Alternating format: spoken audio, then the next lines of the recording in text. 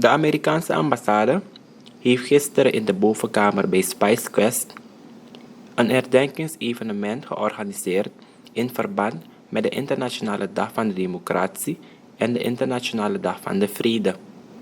Ambassadeur Robert Fauché van de Verenigde Staten van Amerika in Suriname zei het volgende tijdens zijn toespraak. Because we've heard a lot tonight already on the idea of democracy, what it means, and why the United States is in favor of democracy, and why we believe so strongly in democracy, and why we think democracy is important for every country. And it's a shared value that we see, especially with a country like Suriname. Democracy, we believe, is one of the best ways to achieve peace and stability around the world. Now, I'm sure you're looking at the American election this year and saying, peace and stability? What's going on there? But this is the struggle that democracy is. Democracy doesn't mean everybody sits and does what we call kumbaya and gives everybody a hug and everyone's together. No, it means you talk about your problems. You talk about the rights of the inheemse and how you're going to solve those problems. And you bring it to an opening, an inclusive gathering to try to resolve your issues and try to resolve them in a peaceful way. It doesn't mean everybody wins and it doesn't mean everybody loses, but it's a way of resolving problems both domestically and internationally, and that we believe has worked and has a great kind of successful story to tell. Now this year, 2024, is a record year. It's an exciting year. This year, more people than ever before in the history of mankind are voting in elections. And it's an amazing thought when you think about it.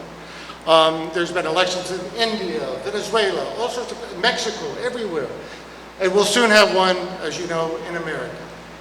And this just shows the strength of democracy, the appeal of democracy. And this is why we believe it is such an important and almost basic human right. Now, free elections lead to democratic stability.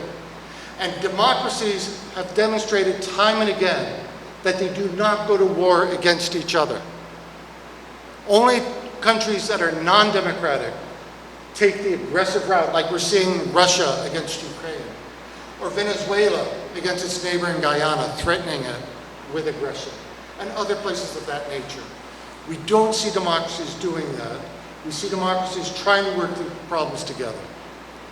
Now, the U.S. has supported for years free elections, and we will support free elections in the United States and throughout the world to the best extent we can. And free elections we have to admit, are under attack. It's not easy to have free elections. There are forces out there that do not want free elections. There are forces out there that see an election and say, we're not going to pay attention or recognize the results. And I would use Venezuela right now as an example of that. We have to fight against that.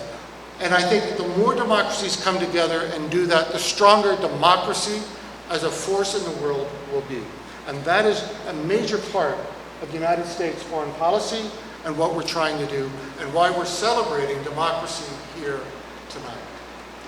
Now, we will call out in the United States those who try to undermine elections, those who try to make it weak or unstable in some way.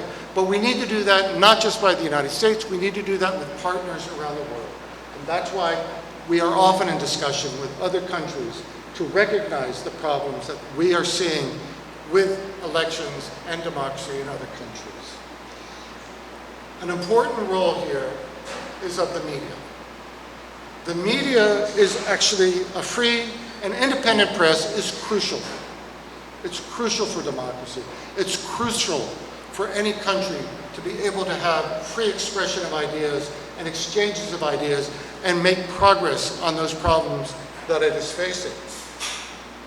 Now, we want the press to be accurate, we want it to be trustworthy, we want to provide information so that the electorate has what it needs to make its decisions about who they want to have in charge of their countries. But oftentimes what we're seeing right now are forces going against that. We see disinformation, we see misinformation, we see people trying to muddy the water so people don't trust the press and what they're doing. We see people trying to intimidate the press from reporting about problems, reporting about what's going on in their countries. And I just want everyone here to understand, the United States will stand with a free press. The United States will stand for those people who want to bring fair and accurate information to the electorate so that you can have a fair and free election. And that's what we mean by our sense of democracy.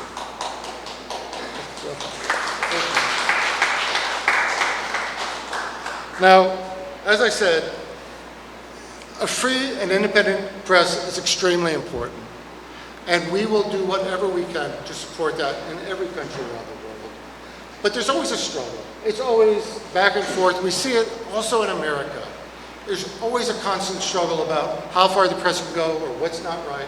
But this is something that I think is just natural to a democracy, and it's something that everybody has to be ready for.